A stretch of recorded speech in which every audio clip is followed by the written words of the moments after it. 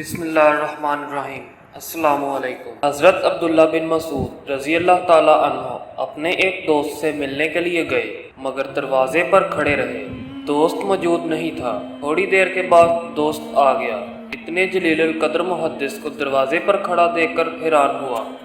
जल्दी से अंदर गया और बैठक का दरवाज़ा खोलकर बिठाया। बीवी से कहा कि तुमने शेख को घर में क्यों ना बिठाया।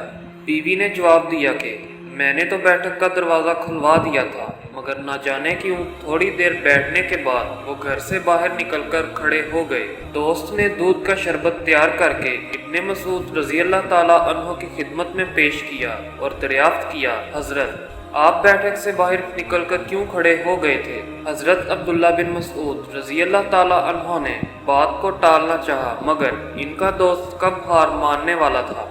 बार बार इनसे पूछता रहा। तब उन्होंने फरमाया कि बात असल में ये है कि मैंने जब दस्तक दी तो बांदी ने दरवाज़ा खोल दिया था। मैंने इससे कहा कि ज़रा पानी पिलाओ, प्यास लगी है। बांदी पानी लेने के लिए गई तो आपकी बीवी ने शायद पड़ोस से दूध मंगवाया।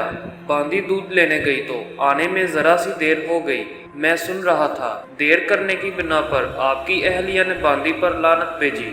मुझे फ़ौरन हुज़ूर सल्लल्लाहु अलैहि वसल्लम की वो हदीस याद आ गई जिसमें आप सल्लल्लाहु अलैहि वसल्लम ने इरशाद फरमाया था कि जो शख्स किसी शख्स पर लानत भेजता है, अगर वो वाकई उस लानत के लायक हो तो इस पर लानत पड़ती है, वरना वो लानत लौटकर लानत भेजने वाले पर पड़ जाती है। मैंने दिल में सोचा कि मुमकिन है वो बांदी लानत के काबिल ना हो, तो लाजमन वो लानत लौटकर आपकी बीवी और इस घर पर पड़ेगी। लिहाजा मैंने खैरियत इसी में समझी कि जल्द अज जल्द इस घर से बाहर निकल जाऊं। जिस घर पर लानत पड़ने का अंदेशा हो।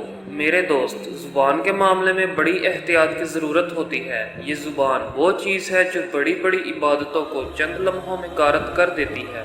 जज़ाकल्लाह। अगर आपको हमारी ये वीडियो पसंद आए तो चैनल को सब्सक्राइब ज़रूर करें। शुक्रिया।